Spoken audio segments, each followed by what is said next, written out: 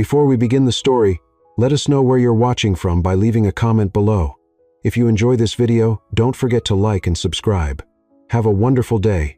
Enjoy the story, everyone. Samantha Hayes was known for talking too much. She was authentic, witty, and had a sense of humor that always made people laugh. But she also had a talent for getting herself into trouble with her own words. And that morning, her big mouth almost ended her career. Balancing a cup of coffee, some reports, and her phone between her shoulder and cheek, she vented to her best friend in the group chat. Or at least she thought it was the right group. Seriously, I can't take Liam anymore. That man is like a Greek god in a suit. Way too handsome, but also the most arrogant and unbearable person on the planet. Hez like a hot corporate dictator. She laughed to herself and hit send. A second later, the silence in the marketing room seemed to mock her. Every eye was on Samantha. A coworker nearly choked on his coffee before whispering, "You sent that to the company group." Her blood ran cold. The screen glowed in her hand. Message sent to Global Team Group. Hundreds of eyes, including Liam Brooks, the CEO. Notifications started pouring in. Laughing emojis, shocked reactions. Oh wow. And then, like something out of a horror movie, one final alert. Liam Brooks listened to your voice message. Samantha's heart started racing. No, no, no. This can't be happening. She whispered to herself, panicking before she could come up with a way out. Firm footsteps echoed down the hall. The sound of polished shoes made the whole room fall silent. And there he was, tall, flawless, with a cold stare that could see through someone's soul. "Miss Hayes," he said in a deep, firm voice, not raising his tone. "We need to talk now." Crossing that hallway felt like walking to the gallows. Inside his office, with a stunning view of Manhattan behind him, the silence felt heavier than any lecture. Samantha tried to speak. "Mr. Brooks, that was a misunderstanding." He raised an eyebrow, almost amused. "Hot corporate dictator? Is that how you see me?" Samantha swallowed hard, wishing she could disappear. But instead of getting angry, Liam stepped closer, a small smile forming at the corner of his lips. "There are many ways I could handle this situation. I could fire you today." He paused, letting the weight of his words sink in. "But I prefer another solution." Her eyes widened. "From now on, you'll be working directly with me. Every report, presentation, and meeting, we'll do it together every day." Samantha blinked, stunned. "Is this punishment? Let's just say it's a re-education. This should be interesting." His smile grew as if he had a plan in mind. She walked out of the office in disbelief. She hadn't been fired, but maybe this was worse. And as she walked back under the curious stares and whispers, one thought kept spinning in her head. Liam Brooks wasn't mad.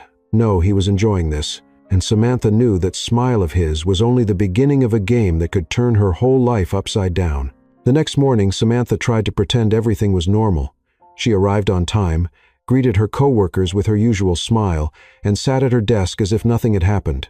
But how do you act normal when the CEO of the company just made your life his personal reality show? It didn't even take 15 minutes for Liam to appear. "Good morning, Samantha. I see you're right on time," he said, appearing behind her like a silent, elegant ghost in a suit. She nearly spilled her coffee. "Mr. Brooks, you're very quiet these days. It's one of my many talents," he replied with that dry tone she was already starting to resent. "I need to review the sales report you prepared yesterday." Samantha frowned. "But that report isn't even from my department." "It is now. Remember our conversation yesterday?" As if she could forget, Liam pulled a chair and sat next to her, so close she could smell his cologne. A very expensive one, of course. "May I ask why you're here? Direct supervision, remember?" He pointed at her computer screen. "And by the way, that staple is crooked." Samantha looked at the staple, holding a few papers together. "Seriously, you're checking my staples now?" "Details matter, Samantha. Just like your posture. Your back is slouched." She straightened up automatically, then realized what she had done inside. "Don't you have anything else to do, like run a company?" Liam smiled slightly. "Running a company includes making sure all employees are aligned." "Speaking of alignment, how about we schedule a meeting for 3 to discuss what?" "Operational efficiency." Samantha blinked. "That doesn't even make sense. I work in marketing." "You work wherever I say now," he replied, standing up. "Oh, and Samantha, yes. Congratulations on your vocal boldness yesterday. It was very enlightening." He walked away, leaving Samantha with the urge to throw the bent paperclip at his head. At 3, she was in the meeting room alone, waiting. Liam came in 5 minutes later, carrying a folder and looking supremely bored. "So," he said, sitting across the table, "how are you adjusting to the new arrangement?" "Wonderfully. I love being micromanaged by someone who shows up out of nowhere to criticize paperclips. I see your usual good humor is still intact. It's a natural gift." Liam flipped through a few papers in the folder, clearly pretending to be busy. "Tell me, Samantha, do you still think I'm arrogant, or have I evolved into charmingly unbearable?" The question caught her off guard. Was he really quoting her audio? Well, she tilted her head, pretending to think seriously. "I think you've reached a whole new level. Arrogant, unbearable, charming, and intrusive. It's practically a talent." "Intrusive? You literally appear behind me without warning. It's like having a very well-dressed ghost supervisor." To her surprise, Liam almost smiled. "Almost. And what do you suggest I do? Wear a bell or maybe announce your arrival like medieval heralds? Here, yay. Hi, yay. The CEO is coming." This time he couldn't hide it. The corner of his mouth curved slightly. "You have quite the imagination." "Thank you. I have other qualities too, in case you're interested in discovering them." Liam looked at her for a moment, and Samantha felt something strange in the air, like they were playing a game neither of them really knew the rules to. "How about a coffee?" he asked suddenly. Now. They went to the break room where Samantha made 2 cups of coffee while Liam watched her every move. "Don't you have anything better to do?" she asked, stirring the sugar. "I'm doing exactly what I want to do, which is getting to know you better." The spoon stopped mid-stir. Samantha looked at him. "Get to know me better. You said some very interesting things in that audio. I want to know if there's more where that came from. You want me to keep bad-mouthing you? I want you to be honest like you were yesterday." Samantha laughed, a genuine, amused sound. "Careful what you wish for, Mr. Brooks. My honesty can be dangerous. I'm willing to take that risk." She handed him the cup, and when their fingers briefly touched, she felt a strange spark. She said, trying to sound casual, "What's the plan? Follow me around until I make another epic mistake. Maybe I just want to see what other talents you're hiding besides vocal boldness." "Oh, I have plenty of talents. I can spill coffee on important people, trip over imaginary rugs, and create awkward situations out of thin air." Impressive resume. "I work hard at it." They returned to the room and Liam seemed more relaxed. Samantha noticed that when he wasn't being the intimidating CEO, he was almost normal. "Almost, she said, sitting back down. "You smile more than I expected. I do a little in the corner of your mouth like you're hiding fun secrets." Liam studied her carefully. "And you observe more than you should. That's another talent of mine." "How many talents do you have exactly?" "Still figuring that out, but I can guarantee they'll all give you a hard time." This time Liam laughed for real, a low, genuine sound that completely changed his face. "I'm starting to believe that." The rest of the afternoon went by quickly, with Liam finding excuses to show up at her desk. Comments about reports, questions about projects, remarks on her posture. Samantha responded to every jab with humor and gradually realized it was turning into some kind of verbal duel, a duel she was strangely enjoying. At the end of the day, as she was packing up, Liam showed up once again. "Samantha, let me guess, my purse is messy. Actually, I need you to join me on a business trip tomorrow morning." She stopped arranging her papers. "A trip? Portland investor meeting? It'll be quick. And why me?"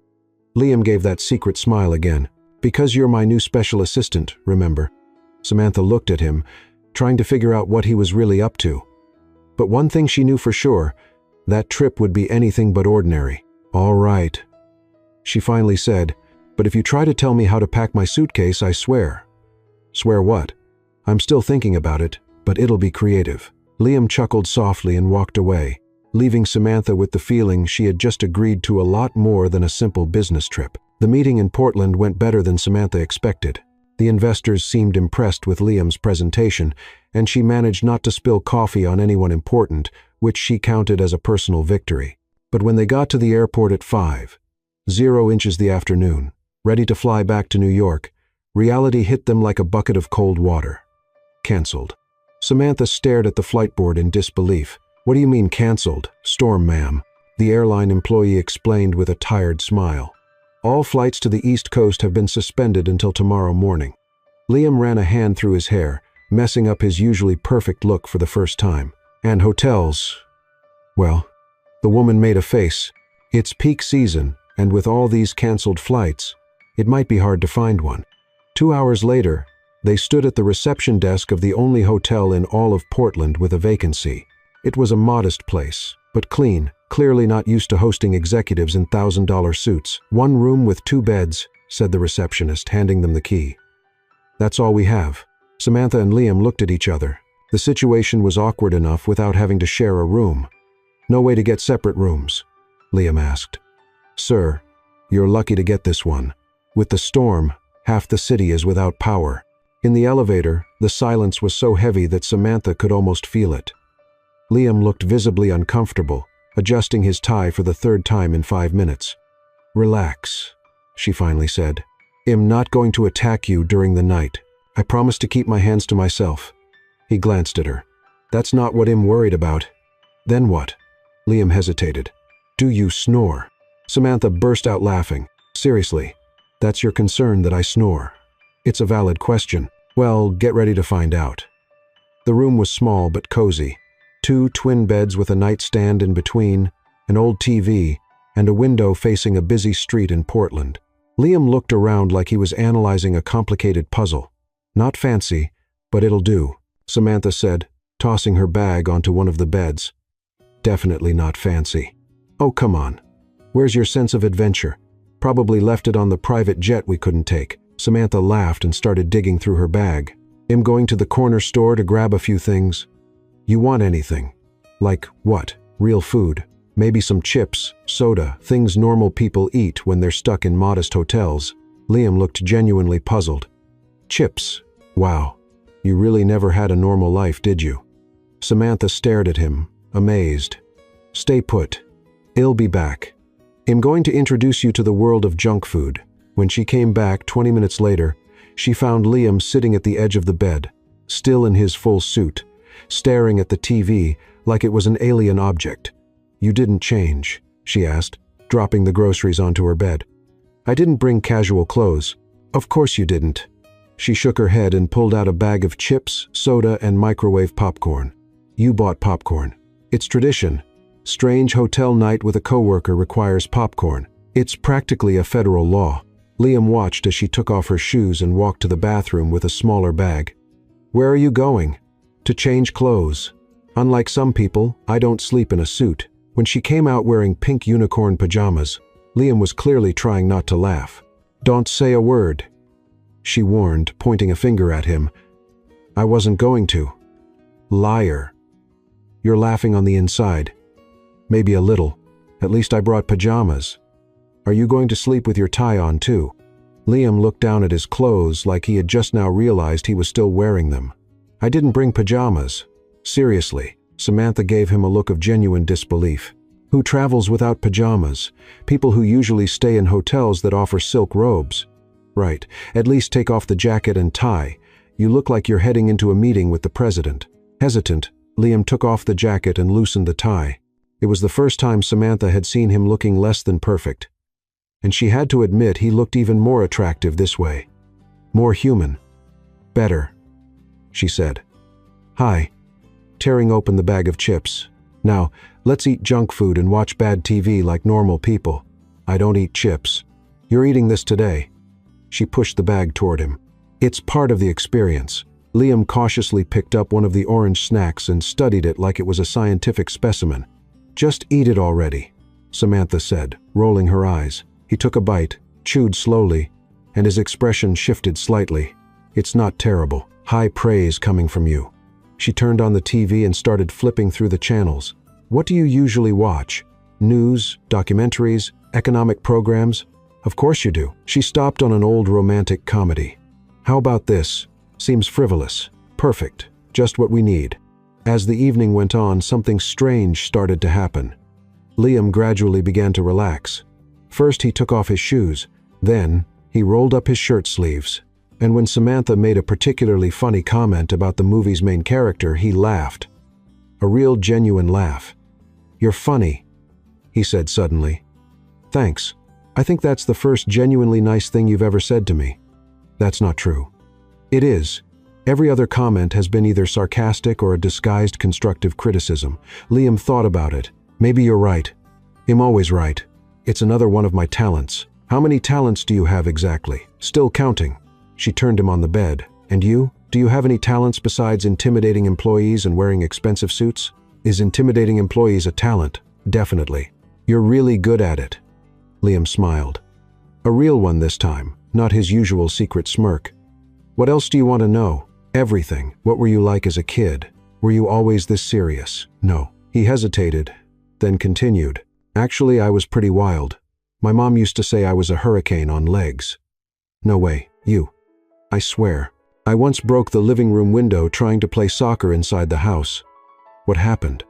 "My mom made me pay for the repairs with my allowance. It took 6 months." Samantha laughed, picturing a young and mischievous Liam. "And when did you become this serious, intimidating man?" His expression changed slightly. "When my father died, I was 16, and suddenly I had to grow up really fast." The tone of the conversation shifted, became more intimate. Samantha felt something stir in her chest, a tenderness she hadn't expected. "I'm sorry. It was a long time ago, but it still hurts." Liam looked at her, surprised by her understanding. Sometimes they sat in silence for a moment, watching the movie without really paying attention. "And you?" he finally asked. "Have you always been this spontaneous?" "My mom says I was born talking and never stopped." Samantha smiled. "I was that kid who asked why about everything. Drove everyone crazy. I can imagine. My parents got divorced when I was 12. I think that's when I learned to use humor as a shield." "What do you mean?" "If you make everyone laugh, they don't notice you're sad inside." "Oh," and studied her closely. "Do you still do that?" "Sometimes," she shrugged. "It works most of the time, but not always." "Not always." They looked at each other, and Samantha felt something shift in the air between them, as if they were truly seeing each other for the first time.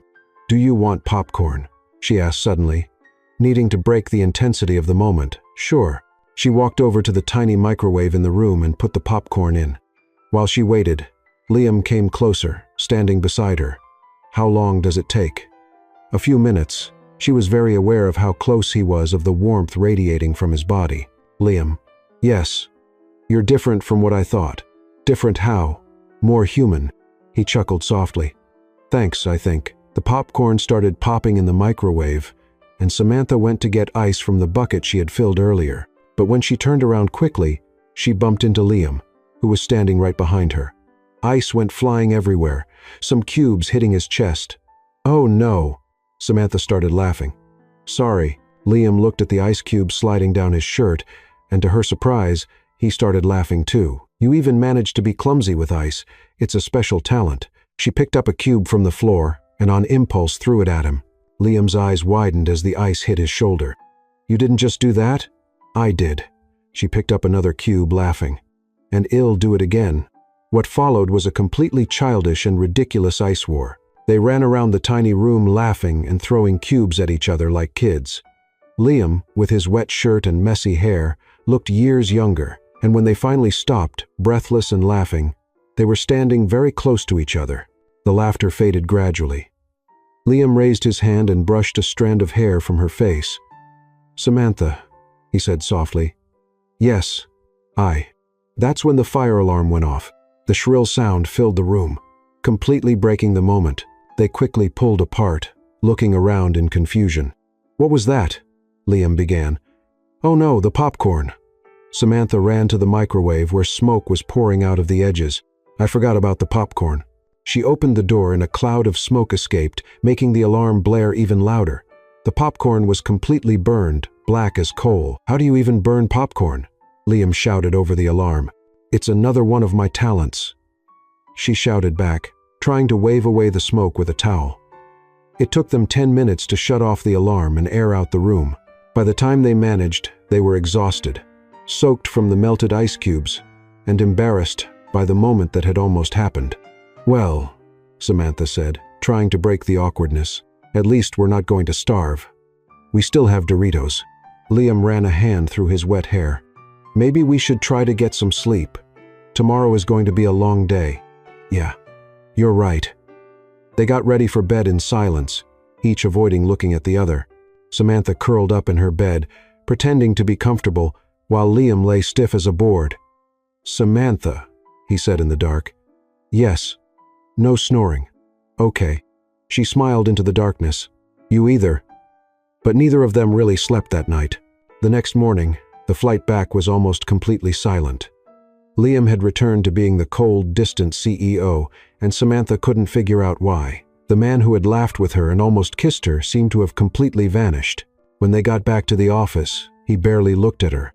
"Thanks for coming along on the trip," he said formally. "You may return to your usual tasks." And then he disappeared into his office, leaving Samantha completely confused and for the first time since meeting him, genuinely hurt. The following Monday, Samantha arrived at work expecting Liam to return to his usual teasing behavior. Instead, it was like Portland had never happened. Liam passed by her desk 3 times that morning without even glancing her way. When she tried to greet him in the hallway, he just nodded briefly and kept walking. And when she offered coffee, something that had become a tradition between them, he declined without even looking up. "No thanks. I don't need coffee today." Samantha stood there in the hallway holding 2 cups and feeling completely foolish. "All right," she mumbled to herself. "I guess we're back to the robot CEO program." What bothered her the most wasn't just how cold he was acting. It was the fact that she was genuinely hurt, and that was ridiculous because there was nothing between them besides a few jokes and a moment that almost happened. Almost being the key word. "You okay?" asked Megan, her coworker. "You look like you swallowed a whole lemon." "I'm fine. Why wouldn't I be?" "I don't know. You've got that look like you lost a bet and ended up with a bill to pay. That's such a weird comparison." "It's a talent of mine." Megan studied her. "Are you sure you're okay? You and the boss seem to be getting along better lately." Samantha nearly choked. "Me and Liam getting along? Where did you get that idea?" "Oh, please." Everyone in the office noticed the teasing, the little smiles, that trip to Portland. It was work. Sure it was. And I'm the first lady. Samantha decided to change the subject before Megan asked more uncomfortable questions. "Do you know if he's all right, Liam? I mean, he seems grumpier than usual today." "Grumpier than usual? Wow. That's nearly impossible." Megan thought for a moment. "Actually, he turned down coffee from 3 different people this morning, and you know how much he depends on caffeine. So, it wasn't just her that made Samantha feel a little better, but also more worried." The rest of the morning dragged on like a snail climbing a wall. Samantha tried to focus on her work, but her mind kept going back to Portland. The moment they almost kissed, the way he looked at her, his laugh during the ice war, it had been real. The connection between them had been real. So why was he acting like she had turned into furniture? By lunchtime, she couldn't take it anymore. She knocked on his office door. "Come in," said the familiar voice, cold as refrigerator ice. Liam was behind his desk, typing. He didn't even look up when she entered. "Do you need something, Miss Hayes?" "Miss Hayes." They were back to formal mode. "Actually, yes. I need to understand what's going on." Now, he looked up, his expression perfectly neutral. "I'm not sure I understand. You've been acting like I have some kind of contagious disease since we got back from Portland. I'm not treating anyone differently.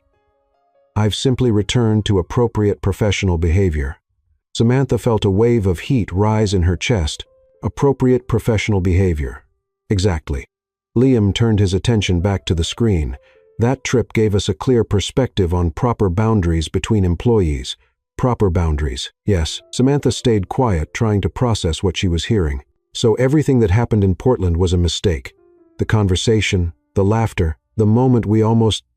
Nothing happened in Portland. He cut her off, still not looking at her. It was just an inconvenient evening caused by bad weather. The coldness in his voice hit her like a bucket of ice water. Samantha's cheeks burned. "I see," she said, trying to keep her voice steady. "Well, I'm glad we cleared that up. We certainly wouldn't want any more inconveniences." Liam looked up, and for a split second, she thought she saw something flicker across his face, but it was so quick she might have imagined it. "Exactly. Great." Samantha turned to leave, then stopped. "Oh, and Liam." "Of course, Mr. Brooks." She looked him in the eye. "Just so you know, you can pretend nothing happened. but I know you are enjoying it just as much as I was. And the fact that you're running from it only proves you're exactly what I said in that voice message. A stuck-up coward in an expensive suit, and she walked out before he could say anything. The rest of the week was a frozen hell. Liam kept acting like she was invisible, and Samantha decided two could play that game. It was on Friday that Ethan Turner showed up. Ethan was the new marketing intern, 25 years old, sun-bleached blonde hair, an easy smile, and a cheerful attitude that clashed completely with the icy atmosphere of the office. "You must be Samantha," he said, showing up at her desk with a bright smile. "I've heard a lot about you. I hope it was all good. Only the best." Ethan leaned casually on her desk. "They say you're the funniest person in the office." "Well, I do try and very pretty too." Samantha blinked, surprised by his honesty. Then an idea began to take shape in her mind. A terrible, vengeful, probably foolish idea. But it might work. "Thank you, Ethan. You're very charming yourself." She started slow, a brighter smile whenever Ethan walked by, louder laughs when he made jokes, longer chats in the break room. And it worked. The next Monday, when Ethan brought her coffee, Samantha noticed Liam standing in the hallway watching. His jaw was tight. "That's so sweet of you," she said loud enough for Liam to hear, touching Ethan's arm. "You're a sweetheart." Ethan smiled, clearly pleased. "Anything for you, Samantha." On Tuesday, she had lunch with Ethan in the cafeteria, laughing loudly at his surfing stories. Liam was seated 3 tables away, and she could feel his eyes burning into her back. On Wednesday, when Ethan suggested they go out for dinner, Samantha said, "Yes," loudly, right in front of the elevator where Liam was waiting. "That sounds wonderful," she said with a glowing smile. "I love men who know how to have fun." Liam stepped into the elevator with a look that could cut glass. By Thursday, during the weekly team meeting, everything finally exploded. Ethan was presenting a project when Liam interrupted sharply. "This report is incomplete," he said with a coldness that made everyone in the room shrink in their seats. "Sir." Ethan blinked, confused. "The third quarter data is incorrect. The methodology is sloppy, and your conclusions are frankly ridiculous." Samantha felt her blood boil. Ethan had spent days on that report, and she knew it was perfect. She had helped review it. "With all due respect, Mr. Brooks," said Ethan, trying to stay calm, "I reviewed that data 3 times. Then I suggest you review it a 4th. Liam stood up, dominating the room with his presence. "And next time focus less on social distractions and more on the work." The silence in the room was deafening. Everyone knew exactly what Liam meant. Ethan turned red. "Sir, this meeting is over." Liam cut in. "Everyone may leave except you, Miss Hayes."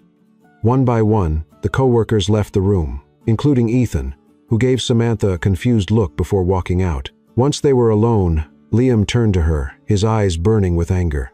"What exactly do you think you're doing? Working like any regular employee. Don't play games with me, Samantha." "Oh, so I'm Samantha again." She stood up and faced him. "That's interesting. Last week, I was Miss Hayes. You know exactly what I mean. Actually, I don't know. You told me nothing happened in Portland, that it was just a little inconvenience. So why do you care who I'm having lunch with?" Liam took a step toward her. Because what, Liam? "Because you're doing this just to get a reaction out of me. To get a reaction from you." Samantha laughed, but there was no humor in it. "That's a bold assumption. Maybe I'm just moving on. After all, you made it very clear there's nothing going on between us. Samantha, Ethan is handsome, fun, and he treats me like I'm someone worth knowing. Imagine that, as a boy, and you're a man who doesn't know what he wants." She stepped closer. "At least Ethan doesn't go from warm to cold like a broken air conditioner." Liam stared at her for a long moment, breathing heavily. "You have no idea what you're talking about." "Then explain it to me." "I can't. Can't or won't. Both." Samantha shook her head, frustrated. "You're impossible, Liam Brooks. Completely impossible." She turned to leave, but he grabbed her arm. "Samantha, wait. For what? So you can tell me again that nothing happened. That I'm imagining things. So I can tell you you're driving me crazy." She stopped and looked at him. "What? You heard me? Then why?" "Because it's complicated. Because you work for me. Because I'm no good at relationships. Because you're a coward. His eyes lit up. Careful, Samantha. Or what? You're going to fire me. Go ahead. At least I won't have to keep playing this childish game of yours. That's when Liam completely lost control. In one swift move, he pulled her close, pressing her against him, and kissed her. It wasn't a soft or hesitant kiss. It was filled with anger, frustration, and held-back desire. Samantha was shocked for a second, then melted into him, returning the kiss with the same intensity. Weeks of tension, teasing, and silent longing exploded in that moment. When they finally pulled apart, both were out of breath. "Don't flirt with anyone," he whispered against her lips. "Except me." And then, like a spell had been broken, they realized where they were in the meeting room with the door wide open. Anyone could have seen them. "Liam, Samantha, come to my place tonight," he said, his voice low. "Please." Samantha looked into his eyes and saw everything he couldn't put into words. All right. That night changed everything between them. Liam showed a side of himself she had never seen. Vulnerable, passionate, real. And when morning came, Samantha woke up in his arms, feeling whole for the first time in a long time. But reality hit like a cold bucket of water when she noticed the time. "Liam," she shook him. "I need to get home and change. We're going to be late for work." He smiled sleepily. "We can be a little late. Easy for you to say when you're the boss." She laughed, already getting up. "I need to keep up appearances." An hour later, Samantha arrived at the office trying to look normal. Though her heart was still racing from the night before, she had barely sat down at her desk when she noticed something was off. The looks, the way conversation stopped when she walked by, the secretive little smiles exchanged between coworkers. "Morning, Megan," she greeted her colleague, trying to sound casual. Megan nearly spilled her coffee. "Oh, Samantha, good morning." Her voice was unusually high. "So, how was your night?" "Normal." "Why?" "No reason." "Absolutely no reason." Megan laughed nervously. "You look well rested." Before Samantha could ask what was going on, Ryan from accounting passed by her desk, humming softly. "Someone had an interesting night." Samantha frowned. "What are you all talking about?" That's when Laura from HR appeared, holding her phone with a look that was somewhere between amused and concerned. "Samantha, you need to see this." What she saw made her want to hide under her desk. It was a photo of her and Liam in the meeting room kissing passionately. The quality wasn't great, obviously taken in a rush, but you could clearly tell it was them. "Where did you get this?" Samantha asked, her face getting hot. "Someone posted it in the office WhatsApp group." Laura explained, "It's already made the rounds." "Made the rounds?" "Everyone's seen it." Samantha looked around the office and realized, yes, everyone really was looking at her. Some with curiosity, others with disapproval. Huff, and a few with something that looked like envy. "Great," she muttered. "Just perfect." "On the bright side," said Megan, trying to lighten the mood. "You and the boss make a very attractive couple." "Megan." "What?" "It's true. You've got that opposites attract thing going on. You're all spontaneous and he's all methodical. Controlling might be a better word." Samantha muttered that too. The rest of the morning was an emotional roller coaster. Some coworkers came to say hello, others made sarcastic remarks about unconventional promotion methods, and some simply ignored her. The worst part was when she walked past Victoria's desk from administration and clearly heard, "I always knew she was up to something. No one's that funny without an agenda." Samantha stopped and turned around. "Sorry, Victoria. Did you say something?" Victoria turned red. "I know. I was just spreading gossip about my personal life." "How mature of you, Samantha." "I didn't mean don't worry." "I understand perfectly." Samantha smiled, but there was no warmth in it. "Just one question. Are you upset because I'm dating Liam or because he never looked at you twice?" Victoria turned even redder and quickly went back to her work. "Wow," Megan murmured, having seen everything. That was harsh. It was deserved. By noon, Samantha was emotionally drained. Every conversation, every glance, every whisper made her feel like she was under a microscope. That's when Liam showed up. He walked through the office with his usual confidence, greeting people, acting like nothing had changed. When he reached her desk, the entire office went silent. "Samantha," he said, reaching out his hand. "Shall we have lunch?"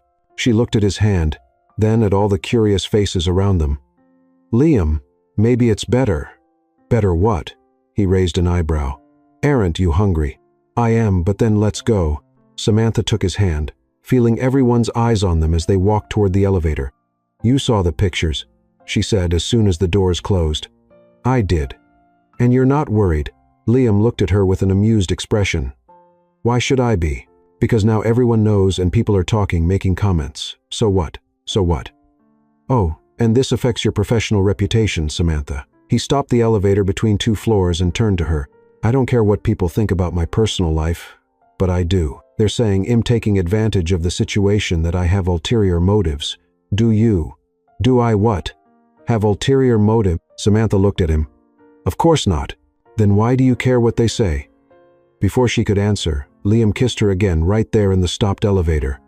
"Oh," she protested when they pulled apart. "Someone could walk in." "Let them." He restarted the elevator. "There's no turning back now, Samantha, and I don't want there to be." In the cafeteria, Liam deliberately chose a table in the middle of the room. Samantha tried to sit with her back to the crowd, but he gently turned her chair. "Don't hide," he said softly. "You didn't do anything wrong." "I feel like I did." "Why?" Because she hesitated. "Because now we're the office's main entertainment, and because I don't know if you're doing this because you really want to, or because you feel obligated after what happened." Liam stopped eating and looked at her seriously. "You think I feel obligated? I don't know what you feel. Yesterday you ignored me. Today you're making public statements. It's confusing." "You're right," he sighed. "I was confused, maybe scared." "Scared of what?" "Of you. Of what I feel for you. Of what it means." Samantha felt her heart race. "And now I've decided to stop fighting it." In the following weeks, they settled into a routine. Secret meetings on the company rooftop during breaks, where they could talk without curious stares. Notes discreetly left on each other's desks. Inside jokes only they understood. Liam started leaving flowers on her desk every Friday, always with funny cards that made her laugh loud enough for everyone to hear. "To the only person who can burn popcorn and still be perfect. Oh, thanks for teaching me that Doritos can be a balanced meal. Your favorite CEO." Gradually, the nasty comments faded. Some coworkers even began rooting for the couple, especially after seeing how much more Liam smiled when he was with her. But it wasn't all sunshine. Samantha started noticing little things like how Liam sometimes grew distant during personal conversations, how he changed the subject when she asked about his past, how there was a hidden sadness in his eyes at unexpected moments. "Have you ever been married?" she asked one afternoon while they shared sandwiches on the rooftop. Liam nearly choked. "Why that question?" "Female curiosity. You're 32, successful, good-looking. You must have broken a few hearts along the way." "Some," he answered vaguely. "Someone special." Liam stayed silent for so long, she thought he wouldn't answer. "No one," he finally said. That answer bothered Samantha more than it should have. She tried to ignore the feeling, but the doubt began to grow like a seed in fertile ground. The following week, while Liam was in a meeting, she needed to pick up some documents from his office. That's when it happened. Looking for the papers in the desk drawer, her fingers found something unexpected. A letter, or rather part of a letter, as if the rest had been torn off. Without thinking, she read the visible words.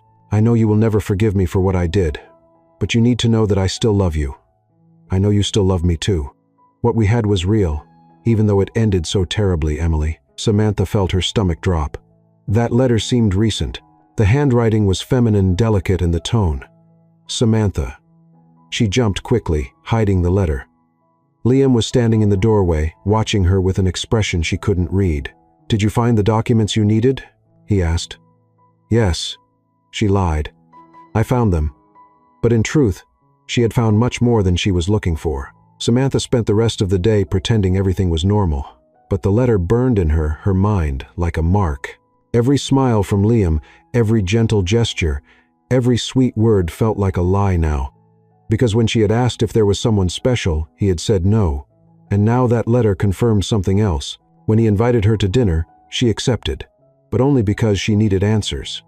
At the Italian restaurant they had chosen, Liam was relaxed, telling a funny story about a meeting gone wrong, but Samantha could barely focus. "You're acting strange today," he observed, cutting into his risotto. Did something happen? Actually, yes. Samantha set down her fork and looked at him. I need to ask you something. Go ahead, about Emily. Liam stopped chewing. The change in his expression was instant, as if a wall had gone up between them. What about Emily? Who is she really? And don't give me that someone from the past story. I saw the letter. Liam, what letter? The letter in your drawer. Her letter. Liam closed his eyes for a moment, as if gathering strength. You went through my things. I was looking for the documents you asked me to get. The letter was right there in plain sight. Samantha leaned forward. So, are you going to tell me the truth, or do I have to guess? Liam let out a heavy sigh. Emily was my fiancée for 3 years. Fiancée. Samantha felt her stomach drop. And what happened? We broke up 2 weeks before the wedding. 2 weeks. That must have been a complete nightmare. The invitations had already been sent, the cake ordered, the venue booked. We had to cancel everything. Samantha could see the pain in his eyes. Even after all these years, why did you break up? Liam stayed silent for so long. She thought he wouldn't answer. She cheated on me, he finally said, his voice low, with my best friend in my apartment, in our bed. Liam. Samantha reached out to touch his hand, but he pulled away. I came home early from work to surprise her. The surprise was mine. I'm sorry. That must have been terrible. It was. He gave a short laugh, but there was no humor in it. 3 years of a relationship, 1 year engaged, and she threw it all away for one night with my best friend. And the letter, the one I found, she writes to me from time to time asking for forgiveness, saying it was a mistake, that she wants a second chance. Samantha felt something cold settle in her chest. And do you consider giving her that second chance? Liam looked at her as if she had said something absurd. Of course not. I've never trusted anyone again since then. But you trust me. Liam hesitated. It's complicated. Complicated? How? Samantha, what happened between us was unexpected, intense, but I can't what? I can't allow myself to feel anything real again. I can't trust anyone anymore. The words came out like a confession forced from him. Not after what happened. Samantha felt like she'd been punched in the stomach. So what am I to you? A convenient distraction. That's not it. Then, what is it? Because it feels exactly like that. Liam ran his hand through his hair, clearly struggling with himself. You are important to me, more important than you should be, but not important enough for you to truly trust. Samantha, you don't understand. I understand perfectly. She stood up from the table. You're afraid, and I understand fear, Liam, but I can't accept being treated like I'm disposable. Where are you going? Home. I need to think. Samantha, wait, but she was already walking out of the restaurant. The fight that followed in the days after was epic. Liam tried to talk to her at the office, but Samantha kept him at arm's length with sharp comments and fake smiles. You're being childish, he said during a meeting when she deliberately ignored him. And you're being way too realistic. She shot back. Maybe that's why we were such a good match. Their co-workers watched the exchanges like a tennis match, with tension growing each day. It was on Friday that Liam finally snapped. I need to talk to you now. He showed up at her desk like a storm. I'm busy. I wasn't asking. In his office with the door shut, they finally faced each other. This has to stop, Liam said. What? My work? Because I've done everything perfectly. This coldness, these sarcastic remarks were in the middle of a workplace. Samantha, I thought you liked professionalism, not when it's being used as a weapon. I learned from the best. Liam stared at her for a long moment. Is this what you want? For me to say I love you? The question caught her off guard. I want you to stop acting like having feelings is some kind of terminal illness. What if it is? His voice was filled with pain. What if every time I start to feel something, I remember her in my bed with him? What if I just can't trust anyone anymore? Samantha felt her heart breaking for him and for herself. Then you need time to work that out. And I need space to decide if I can wait for you to grow up. Samantha, 1 month, she said. Let's go 1 month without talking, without seeing each other outside of what's necessary for work. After that, either you decide you really want to try, or we end this for good. Liam was silent. 1 month. He finally agreed. The next month was one of the hardest of Samantha's life. Liam stuck to the agreement completely.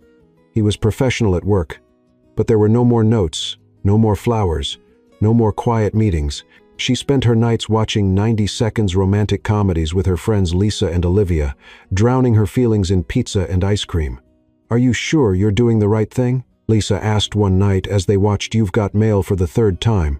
"I'm not sure about anything," Samantha admitted. "But I can't be with someone who sees me as a risk to manage. Men are complicated, Olivia, especially the ones who've been hurt before.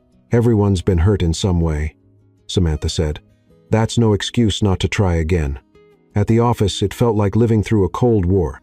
Liam walked past her desk without looking at her. She only spoke to him about work matters, and everyone could feel the tension in the air. Sometimes she caught him looking at her with an expression she couldn't quite read. Other times, when she thought no one was watching, she'd let herself look at him and miss the man she met in Portland. But she was determined not to be the first to break. It was during the third week that she started feeling strange. First came the morning sickness, then dizziness when she stood up too fast, and constant sleepiness even after 10 hours of rest. "Are you okay?" Megan asked. "You look kind of pale." "Probably just stress," Samantha answered, though a terrible suspicion had begun to grow in her mind. In the fourth week, when she nearly fainted in the office bathroom, she knew she couldn't ignore the signs any longer. On the way home, she stopped by the pharmacy and bought 3 different pregnancy tests, just to be sure. At her apartment, hands trembling, she took the first test. 2 lines. Second test. 2 lines. Third test. 2 lines. Samantha sat on the bathroom floor, staring at the 3 positive tests, and one word echoed in her mind. Pregnant. She was pregnant with Liam Brooks' child. The man who was afraid of real feelings. The man who saw her as a risk. The man who had spent the last month avoiding her. And now, they'd be connected forever, whether they liked it or not. Samantha spent the whole night awake, staring at the ceiling, switching between wanting to laugh and wanting to cry. Pregnant. She was pregnant with the most emotionally unavailable CEO in Manhattan. Perfect, she muttered into her pillow. Just perfect. As if my life wasn't complicated enough. She imagined the conversation. "Hi, Liam. Remember me? That employee you've been avoiding for a month? Well, I've got some interesting news." The next morning, she arrived at the office with a kind of determination she didn't know she had. She had spent hours rehearsing what she would say. But every time she saw Liam from afar, the words slipped right out of her mind. "You look like you've seen a ghost," Megan said, and then argued with it. "Thanks for the free psychological evaluation, always available when needed." Megan studied her. "Seriously, what's going on? You've been acting strange for days." "I'm fine." Fine for you would mean cracking jokes about the bad coffee or making up funny nicknames for clients. "You've been way too quiet." Samantha tried to smile. "Maybe I'm evolving, becoming a more thoughtful person." Heaven forbid. You being thoughtful is a scary concept. By 5, Samantha knew she couldn't delay it any longer. She waited until Liam left for the parking lot, took a deep breath, and followed him. He was standing by his car, talking on the phone when she walked up. As soon as he saw her, he quickly ended the call. "Samantha." His voice was cautious. "Is something wrong? You could say that." "Yes." Liam looked at her closely, noticing for the first time how tired she seemed. "Are you okay? You look pregnant." The words came out before she could stop them. The silence that followed was deafening. Liam stood so still she wondered if he had stopped breathing. "What did you say?" "You heard me just fine." Samantha crossed her arms, trying to look braver than she felt. "Congratulations, Liam. You're going to be a father." Liam didn't move, as if he were processing something in a foreign language. "Are you sure?" 3 different tests. All positive. Unless I bought defective ones on sale. "Yes, I'm sure." "When did you?" "I found out last night." Samantha let out a humorless laugh. "Funny how life has its own weird sense of humor, doesn't it? We go a whole month without speaking, and now we're connected forever." Liam finally moved, stepping closer to her. "Samantha, look. I'm not telling you this because I want anything from you. You made it clear you don't want anything serious, but I thought you had the right to know. Stop. I can handle this on my own. I have a good job, a decent apartment." Samantha stopped talking. She closed her mouth, surprised by the firmness in his voice. Liam stepped closer, standing right in front of her. Then, to her complete surprise, he reached out and gently touched her stomach. "There's a baby in there," he said, in awe. "Yeah, that's more or less how it works. Our baby, technically, yes." Liam looked up at her and Samantha saw something she didn't expect, genuine joy. "Then let's do this together." She blinked. "Excuse me. You and me, let's do this together." "Liam, you don't understand. 5 minutes ago, you couldn't even look at me. Now you're saying, we'll do this together. I know it sounds confusing. It sounds crazy." "Maybe it is." He smiled, a real smile she hadn't seen in weeks. "But you know what I realized over this past month?" "What?" "That I miss you. Every day, every hour." His voice softened. "I miss your jokes, your smile, the way you make me laugh even when I'm mad." Samantha felt her heart racing. "Liam, I love you, Samantha." The words came out like a confession. "Am I scared? Of course. Am I terrified? Absolutely. But I love you more than I'm afraid. You're only saying this because of the baby. No, I'm saying it because it's true." He took her hands in his. "The baby just gave me the courage to admit what I already knew." Samantha felt tears stinging her eyes. "How do I know you won't run again when things get scary?" "Because now I have 2 reasons to stay." He touched her stomach again. "You and our child. Daughter." She corrected automatically. "How do you know?" "Woman's intuition. She's going to be a stubborn little girl just like her mom." Liam laughed. "God help us." In the weeks that followed, it was like Liam had turned into a completely different person. He showed up at her desk with specialties for morning sickness. He obsessively researched pregnancy and shared random facts. "Did you know the baby already has fingerprints?" he said during lunch. "Liam, it's only been 8 weeks, and the heart is already beating. You read the entire book last night, didn't you?" "Maybe." They rescheduled the doctor's appointment together and Samantha couldn't deny she was touched by his dedication. Liam took notes during the doctor's explanations, asked technical questions, and seemed genuinely fascinated by the entire process. "First ultrasound today," said Dr. Thompson, a kind woman in her 50 seconds. "Let's take a look at our little one." Samantha lay down on the exam table. Nervous. Liam held her hand and gave it a gentle squeeze. "It's okay," he whispered. "We're about to see our baby." The doctor applied the cold gel to Samantha's belly and moved the probe. The screen filled with blurry black and white shapes. "Let me find it here," the doctor murmured, moving the equipment. "Ah, here it is." A tiny shape appeared on the screen, pulsing rhythmically. "The heart," the doctor explained, "beating perfectly." Liam squeezed Samantha's hand tighter, eyes locked on the screen. "It's amazing," he whispered. "And very active," the doctor added, continuing the exam. "Let me get a better look." Suddenly, she stopped frowning. "What is it?" Samantha asked, instantly alarmed. "Is something wrong?" No, nothing wrong," the doctor smiled. "Actually, we have a surprise here." "What kind of surprise?" Liam leaned forward. "Look right here." The doctor pointed at the screen. "One baby and here a second baby." The room went completely silent. "A second," Samantha began. "Twins," the doctor confirmed with a big smile. "Congratulations, you're having twins." Samantha felt the world spin around her. "Twins," she repeated as if the word were in another language. "As in 2 babies at the same time." "Exactly." "Oh my goodness." Samantha covered her face with her free hand. 2 babies. 2 kids. 2 college tuitions. 2 weddings someday. Liam, on the other hand, started laughing. Not a little chuckle, a real joyful laugh that filled the room. "Liam," Samantha looked at him like he'd lost his mind. "Why are you laughing? This is a disaster." "It's not a disaster," he said, still laughing and kissing her hand. "It's perfect. Perfect. 2 babies are perfect. Have you lost your mind? Maybe." He smiled at her with so much love that Samantha felt her heart melt. "But think about it. Now we have twice the reason to make this work, or twice the chances for everything to go wrong. Where's your faith, future mom?" Samantha looked at the screen where 2 tiny hearts were beating side by side and felt a mix of total terror and overwhelming love.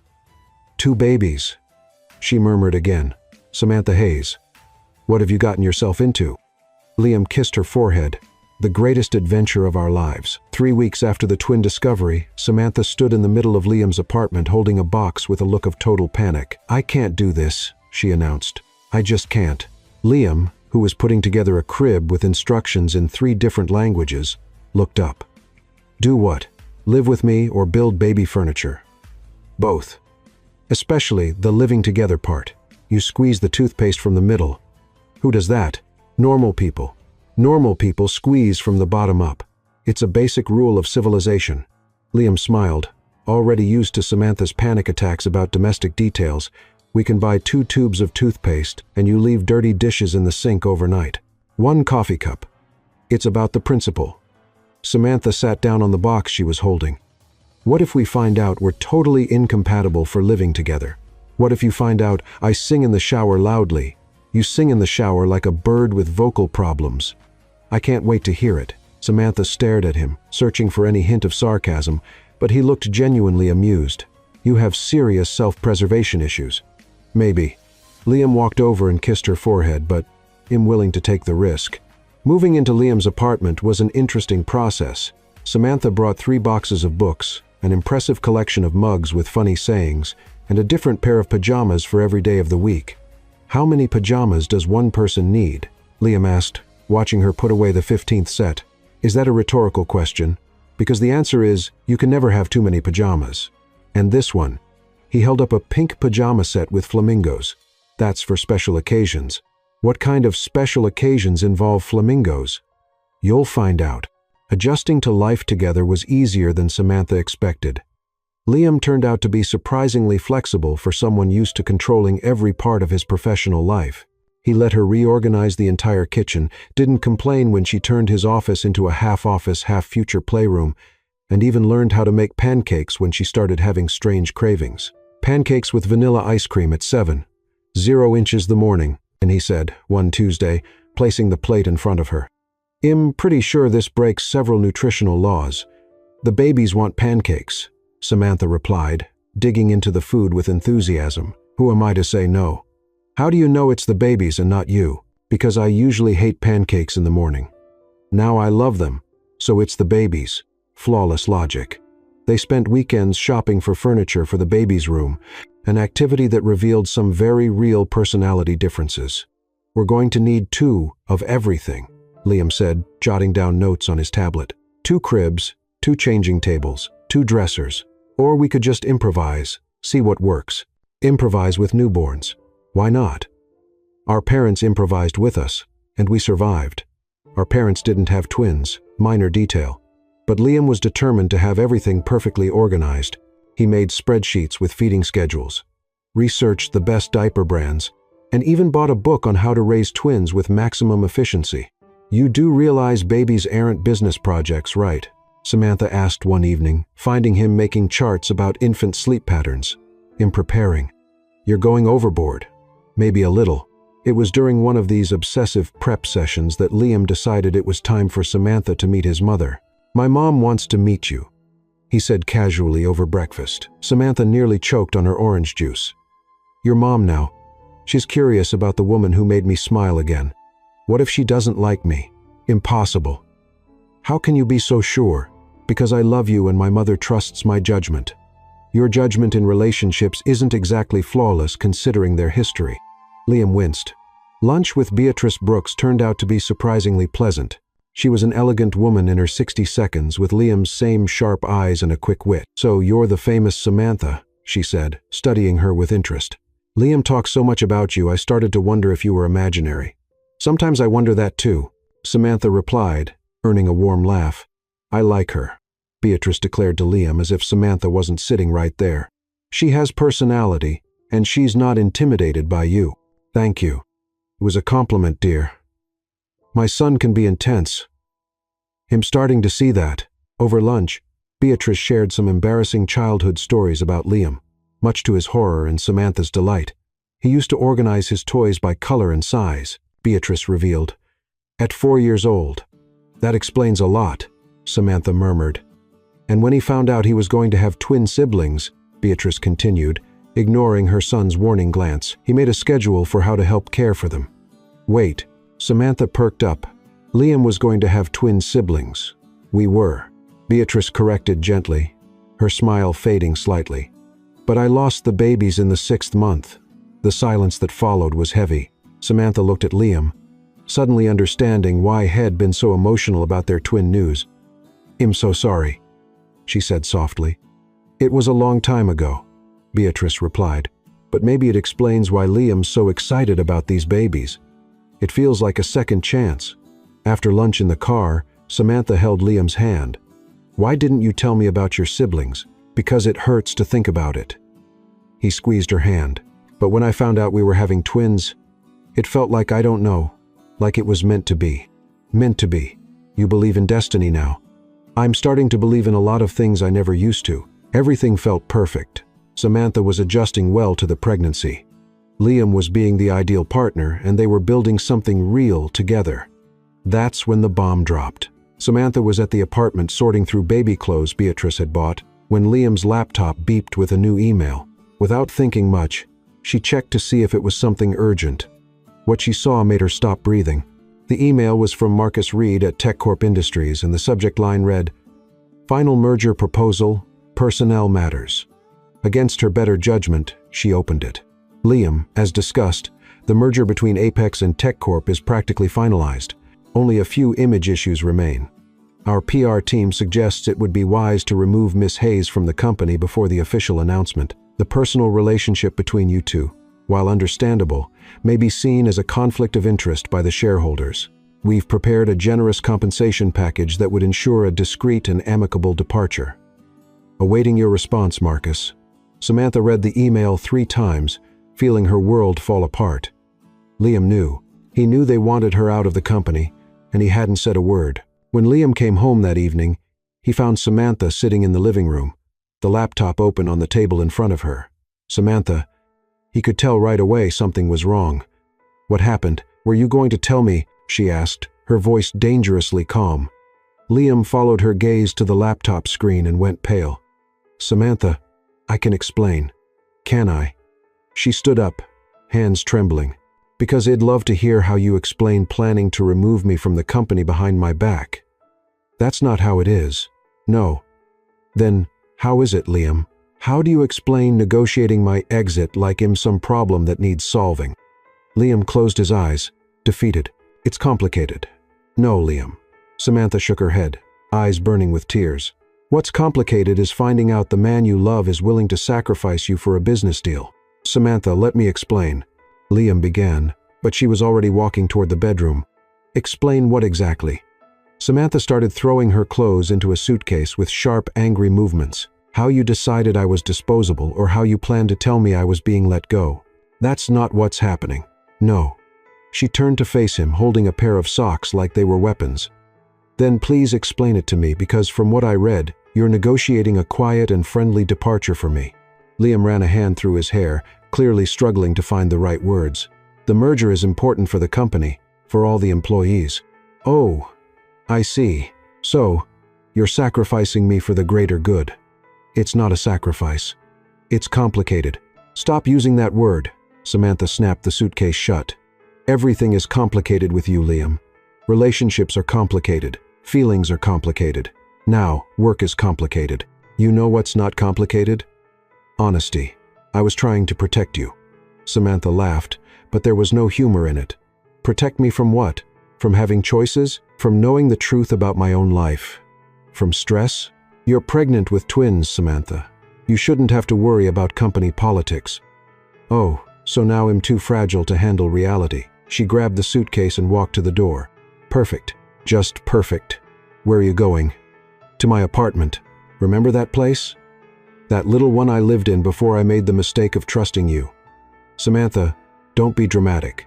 She stopped at the door and slowly turned around. "Dramatic? You just called me dramatic." Liam instantly realized He'd said the wrong thing. "I didn't mean no. You said exactly what you meant." Samantha shook her head. "You know, Liam, I thought you'd changed, that you'd learned to trust, to open up, but you're still the same man I met on that first day. Controlling, condescending, and emotionally unavailable. That's not true, is it? Then why am I finding out about my own future through an email that wasn't even meant for me?" Liam stayed silent and Samantha nodded, as if he had confirmed her worst fears. That's what I thought. Back in her small apartment, Samantha sat on the living room floor and finally allowed the tears to come. Not just from anger, but from deep disappointment. She had believed Liam had changed, that they were building something real together, but some people never really change. Her phone rang over and over.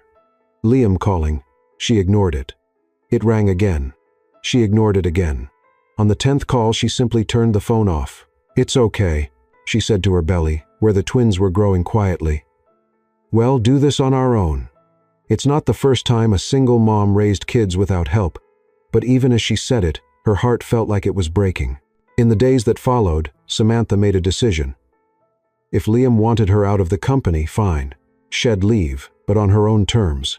She reactivated her old humor blog, Confessions of an Almost Adult, which she had abandoned years ago. She started writing about pregnancy, relationships, and life in general. Using the self-deprecating humor that had always been her trademark, "I just found out I'm expecting twins." My first thought was, great, now I have to buy 2 of everything, including 2 college funds. My second thought was realizing I'll never go to the bathroom alone again for the next 18 years. To her surprise, the blog took off. In 1 week, it had 1,000 followers. In 2 weeks, 5,000 people connected with her honest humor about the struggles of adult life. Today, I found out that the father of my babies thinks I need to be protected from making decisions about my own career. Apparently, being pregnant has turned me into a delicate flower that might wilt at the first sign of stress. Someone forgot to tell me that along with hormones, I also gained emotional fragility and an inability to make rational choices. How convenient. The comments were supportive and funny, and for the first time in weeks, Samantha finally felt like herself again. Meanwhile, at the office, Liam was sinking in regret. He tried to focus on work, but his thoughts kept drifting back to Samantha, to the look of disappointment in her eyes, to the way she had packed her life into a suitcase and walked out of his house and out of his life. "You look terrible," Megan said, walking into his office uninvited. "Thanks for the constructive feedback." "You're welcome." She sat down in the chair across from his desk. "Where's Samantha? At home? At her apartment? Or yours?" Liam shot her an annoyed look. "Her apartment." "Oh, so you two had a fight. It's none of your business." "Of course it is. Samantha's my friend, and you're an idiot if you let her go." "Megan, no, listen to me." She leaned forward. "I've worked here for 5 years. I've never seen you truly smile until you met Samantha. And now you're back to your usual grumpy, unbearable self." "My usual self." "Exactly. And frankly, I prefer the happy version of you. So, whatever you did, undo it." "Oh, inside. It's not that simple. Why do men always think things are more complicated than they really are?" Megan stood up. "Do you love her?" "Yes." "Does she love you?" I think she does." "Then stop being proud and go after her." After Megan left, Liam was alone with his thoughts, and for the first time, he admitted the truth to himself. He had chosen business over Samantha again, just like Head always done since Emily, always choosing the safe, controllable option instead of taking a real risk. But Samantha wasn't Emily, and now he was losing not only the love of his life, but also the best version of himself. That's when he knew what he had to do. The next morning, Samantha was at home working on a new blog post when someone knocked on the door. She opened it to find a delivery person holding a huge bouquet of sunflowers, her favorite flowers. Tucked inside the bouquet was an envelope. With trembling hands, she opened it and read, "Samantha, I know I don't deserve it, but I need to see you. One last conversation. If after that you want me out of your life, except for the babies, you'll understand. Meet me today at 6:0 Central Park near the lake by the bench where we sat on our second almost first date. I have something important to tell you and a question to ask." "Liam, a question." Samantha looked at the flowers, then at the note, then at her belly where the babies were growing. Part of her wanted to throw the flowers away and ignore the invitation, but another part, the part that still loved him despite everything, was curious. What kind of question could Liam Brooks possibly have that was so important? At 5:45, she found herself walking towards Central Park, wearing a simple light green dress and comfortable sneakers, wondering if she was making the biggest mistake of her life, or maybe, just maybe, giving them one last chance. Samantha arrived at Central Park 5 minutes late, mostly because she had to stop 3 times to tie her shoes. Being pregnant with twins was making simple tasks surprisingly complicated. As she neared the lake, she saw Liam sitting on the bench she had mentioned. But it wasn't the corporate Liam she knew. He wasn't wearing a tie. He was in jeans and sneakers. A sight so unusual she had to blink twice to be sure it was really him. "You came," he said, standing up as she approached. "Curiosity," she replied, trying to keep the tone light. "And you're dressed like a normal person. Thought I'd try something different. Where's the suit? Isn't the world going to end without you in a suit?" Liam gave a nervous smile. "Turns out the world is more resilient than I thought." Samantha sat on the bench, leaving a cautious space between them. "So, what's this question that couldn't be asked over the phone?" Liam sat beside her, but not too close. His hands were slightly shaking, and she realized he was more nervous than she'd ever seen him. "First, I need to say a few things." "I'm listening." Liam took a deep breath like he was preparing for a speech he had practiced 1,000 times. "You were right about everything about me being controlling, condescending, and emotionally unavailable. About me choosing work over you. About not trusting you enough to make your own decisions." Samantha blinked, surprised by the raw honesty. "Okay, I didn't expect you to admit that so easily. I've been doing a lot of thinking, and I realized I was doing with you the same thing I've done in every relationship in my life. Keeping distance, managing variables, protecting myself from getting hurt again. And I realized I was losing the best thing that ever happened to me because of fear." Tears started to form in his eyes, and Samantha felt her heartbeat faster. "Liam, please let me finish." He turned to face her fully. "Before you, I was just existing.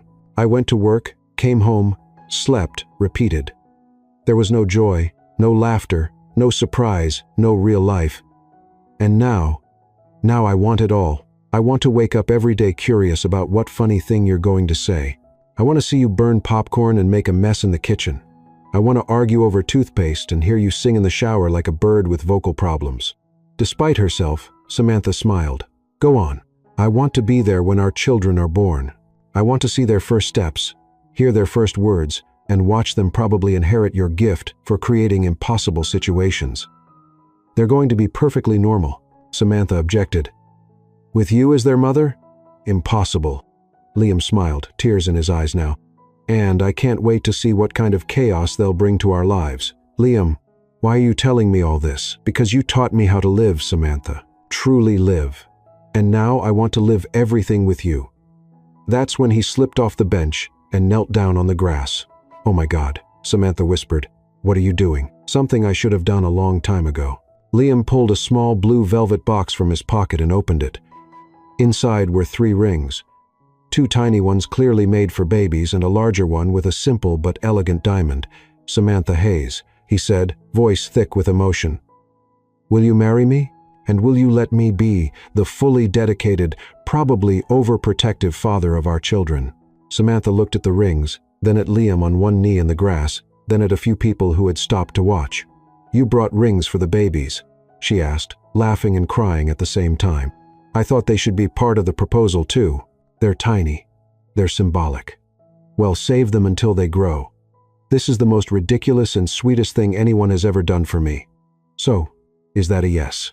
Samantha looked at him, this impossible, frustrating, wonderful man, and felt her heart overflow. "Yes," she said, laughing and crying all at once. "Yes, it's a yes." Liam slipped the ring onto her finger with trembling hands, then stood up and kissed her as people around them clapped. "Are we really doing this?" she asked when they pulled apart. "Apparently." Liam smiled, wiping tears from her cheeks. "Any regrets? Ask me in 50 years. I'll ask every year just to be sure." "Good. That way, I can change my mind if you go back to wearing a tie every day." "Never again." "Liar. Maybe just on Mondays." The next few months passed like a joyful whirlwind. They planned a simple wedding in Beatrice's backyard with just family and close friends. Liam insisted on hiring a wedding planner, but Samantha was determined to keep it personal and relaxed.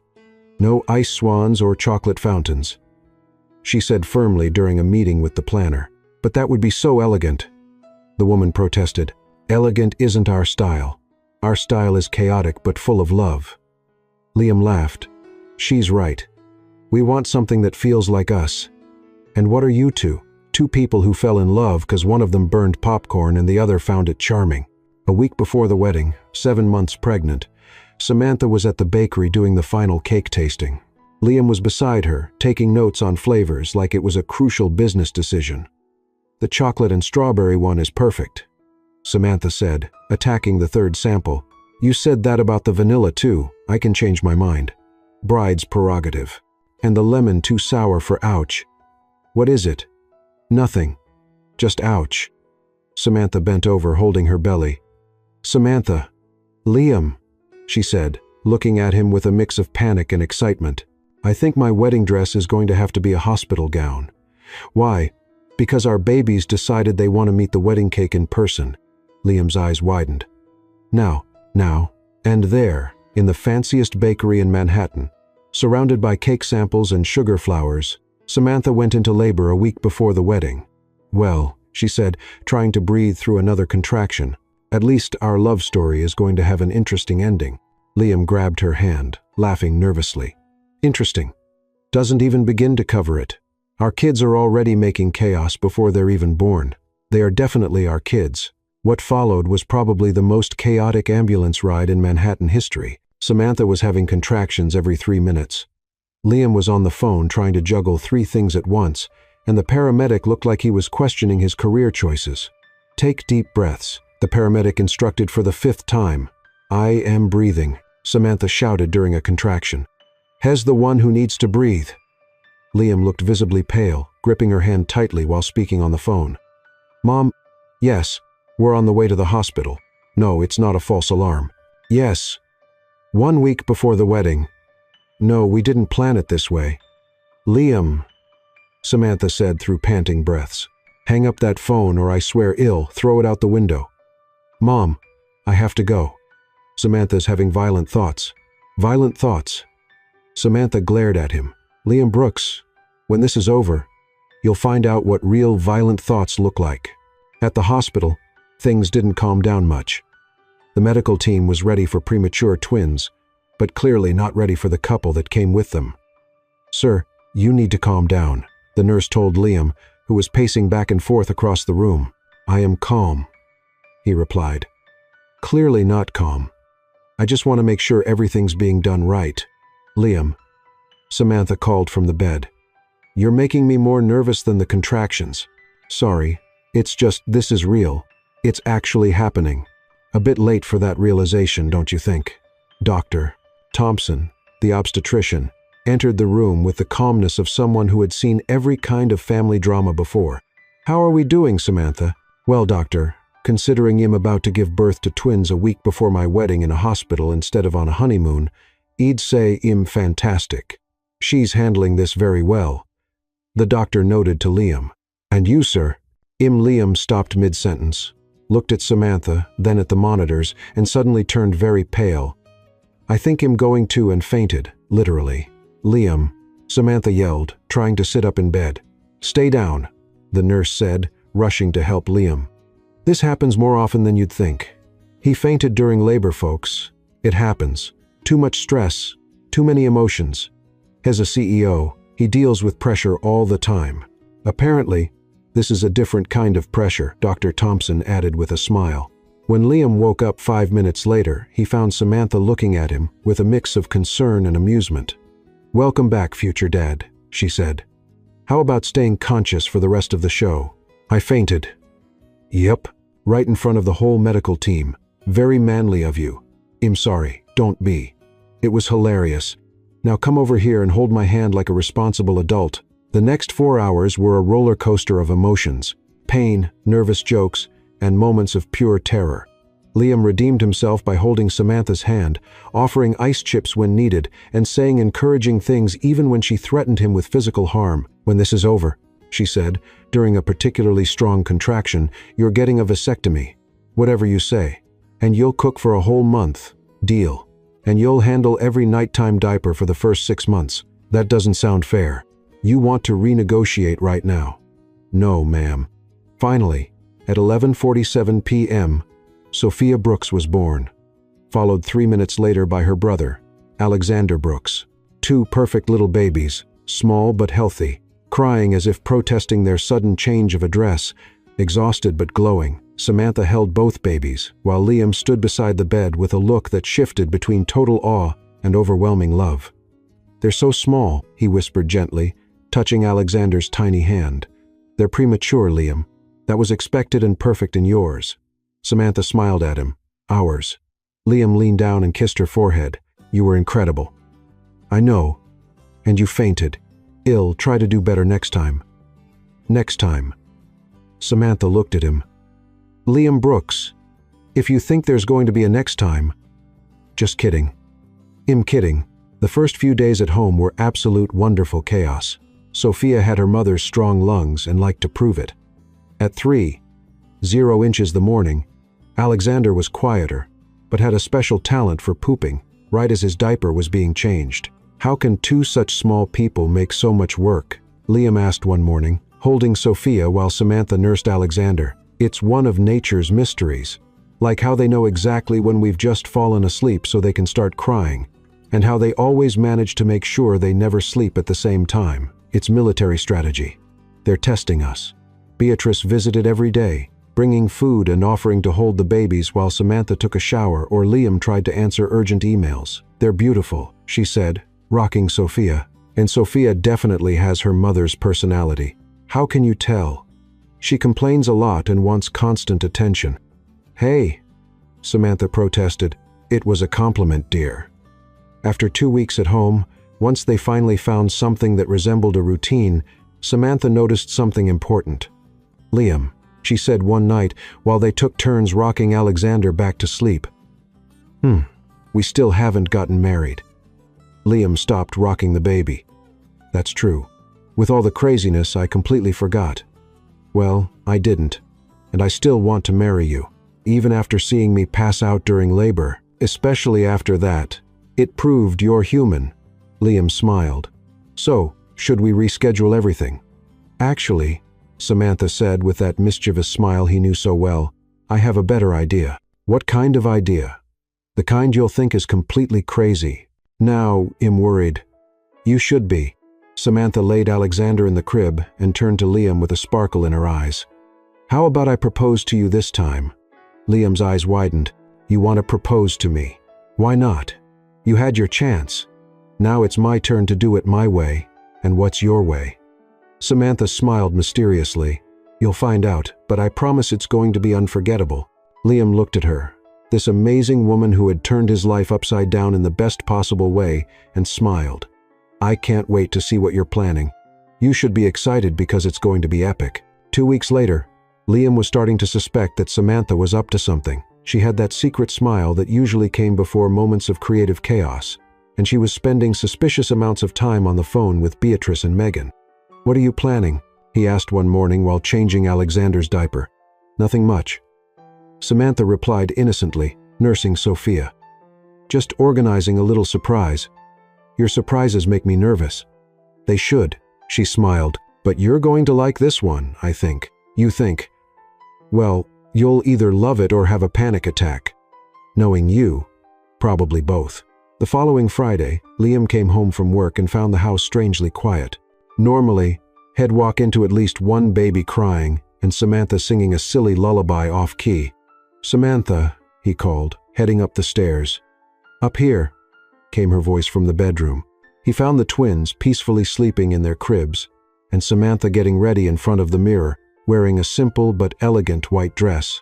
"You look beautiful," he said, kissing her neck. "Special occasion. Very special." She turned to him with a radiant smile. "Put on your best outfit. We have somewhere to be." "What kind of event?" "The kind that will change our lives forever again." 20 minutes later, they were in the car with the babies, driving toward the new house Liam had bought for them. A house with a spacious yard and enough rooms for a growing family. "Why are we going to the new house?" Liam asked, more confused by the minute. "Because that's where we're having our engagement party." "Our engagement party?" "Well, technically, it's going to be our proposal party because I haven't officially proposed to you yet." Liam stopped the car in the driveway and looked at her. "Samantha, what did you do?" "Something epic, just like I promised." When they got out of the car, Liam saw that the yard had been transformed. There were small lights strung through the trees, tables decorated with simple flowers, and about 20 people, close family and friends, waiting for them. "Samantha," he started, but she was already pulling Sophia out of her car seat. "No speeches yet," she said. "First, let's greet our guests." Beatrice was the first to come over with tears in her eyes and a huge smile. "My son," she said, hugging Liam, "get ready for something unforgettable. Mom, you knew about this." "Knew, sweetheart. I helped plan it. Your fiancée is a woman of initiative." Megan showed up beside them, holding Alexander. "Liam, you look like you've seen a ghost. I have no idea what's going on." "What's going on is that Samantha decided you two waited long enough to get officially married, so she organized everything." "Everything? What?" "You'll see," Megan said with a mysterious smile. For the next hour, Liam greeted friends and family, everyone clearly in on some plan he knew nothing about. There were co-workers, including Ethan, who apparently had forgiven Liam for the public embarrassment, Samantha's college friends, and even Dr. Thompson, the obstetrician. "Doctor, why are you here?" Liam asked, confused. "Your fiancé invited me, said I was part of your story. Technically, you helped us bring our children into the world. It only seemed right to have you here when we officially get married." Liam turned to find Samantha behind him, holding a hand-painted wooden sign. "Samantha, what?" "Shh." She raised a finger to her lips. "It's my turn to talk." To his surprise, she stepped up onto a chair in the middle of the garden, holding the sign against her chest. "Everyone," she called out, "can I have your attention?" The conversation stopped, and all eyes turned to her. "Thank you. So, you might be wondering why you're here on a Friday night in the backyard of our new house, watching a woman who gave birth to twins 2 weeks ago climb onto a chair." Laughter echoed through the garden. "The answer is simple. Liam proposed to me a few months ago and I said yes. But then our babies decided to arrive during the wedding cake tasting, and we ended up postponing everything." "Why is she telling our whole life story?" Liam whispered to Beatrice. "Because that's how she does things. Now hush and listen." "But I realize something important," Samantha continued. "Liam already had his chance to propose. He gave me a beautiful proposal in the park with a ring and everything very romantic and traditional." She turned the sign around, revealing big, colorful painted letters. "Liam Brooks, will you marry me before the babies say mommy before daddy?" The garden burst into laughter and applause. Liam stood there looking at the sign, then at Samantha, then at all the smiling faces around him. "Well," Megan called out, "are you going to answer or keep her waiting?" Liam started laughing. Not a quiet chuckle, but a full, genuine laugh that filled the garden. "Samantha Hayes," he said loud enough for everyone to hear, "you are the craziest, most unpredictable, and most wonderful woman I've ever met." "So, is that a yes or a no?" "It's an absolute yes." He climbed up on the chair next to her and kissed her as everyone clapped and cheered. "Now you're officially engaged," Megan announced. "Again. And to make it official," said Beatrice, appearing with Sophia and Alexander in her arms, "the ring bearers would like to do the honors." What followed was probably the most chaotic ring exchange in history. Sophia started crying just as Beatrice tried to tie the little pillow with the rings to her hand. Alexander spit up on Liam's ring, and when they finally managed to exchange rings, both babies decided it was time for a simultaneous diaper change. "Well," said Samantha, holding Liam's hand as Beatrice took the babies inside, "at least our official ceremony will be more traditional." "Official ceremony? You think I planned all this just to swap rings?" Samantha smiled. "Liam Brooks, we still have a wedding to celebrate." That's when Dr. Thompson stepped forward, pulling a wallet from his pocket. "As it happens," he said, "in addition to being a doctor, I'm also a licensed minister, and I'd be honored to officiate this wedding if you're both ready." Liam looked at Samantha, then at the friends and family around them, then at the house where their babies were being changed by their grandmother, and his heart swelled with joy. "Samantha Hayes," he said, taking both her hands, "will you marry me right now here in this crazy garden surrounded by people who love us and 2 babies who will probably cry through the whole thing?" "Liam Brooks," she replied, tears in her eyes. "I couldn't imagine a more perfect way." The ceremony was everything Samantha had promised. Epic, unforgettable, and completely theirs. Dr. Thompson gave a heartfelt speech about love growing in chaos. Beatrice cried through the entire thing. Megan was the impromptu maid of honor, and Ethan surprisingly was the stand-in best man. And yes, Both Sophia and Alexander cried through the vows. For that reason, "Doctor," Thompson said, raising his voice over the baby's wails, "I now pronounce you husband and wife. Liam, you may kiss your bride." The kiss was met with cheers, joyful shouts, and the unmistakable sound of twins protesting all the excitement. "Welcome to married life," Beatrice said, handing the babies back to them, with built-in soundtrack included during the party that followed, with music, homemade food brought by the guests, and lots of laughter. Liam and Samantha managed to steal a few moments alone on the porch. "So," he said, gently rocking Sophia while Samantha nursed Alexander, "we're really married now, officially, legally, and with witnesses. And you pulled it all off by yourself with help from your mom and Megan and basically everyone you know." Liam laughed. "How did I not notice you all were planning this? Because you were busy being a new dad and trying not to panic every time the babies made weird noises. They make a lot of weird noises." "Liam, yes. Do you regret any of it? The voice message I messed up? The chaos we caused at work? Me turning your life upside down?" Liam looked at her, his wife, now the mother of his children, the woman who had turned his carefully managed life into a wonderful, chaotic adventure. "You know what? I've learned," he finally said. "What?" "That real love doesn't come from perfection. It comes from two imperfect people who refuse to give up." Samantha smiled. That bright smile that had captured his heart from day one. "Well," she said, "then we're on the right track because we are definitely not perfect, perfectly imperfect, and our kids will be too. I can't wait to see what kind of chaos they bring." Samantha laughed, looking out at the yard full of people they loved, at the house that would be their home, at the babies in their arms. "Well, Mr. Brooks," she said, "get ready with our family. The adventure is just beginning." And there on the porch of their new home, surrounded by the sounds of laughter, music, and crying babies, Liam Brooks realized he had found exactly what he never knew he was looking for: an imperfect, messy, absolutely perfect life. All because, one day, a voice message was sent to the wrong group. And sometimes the best mistakes are the ones that change everything for the better.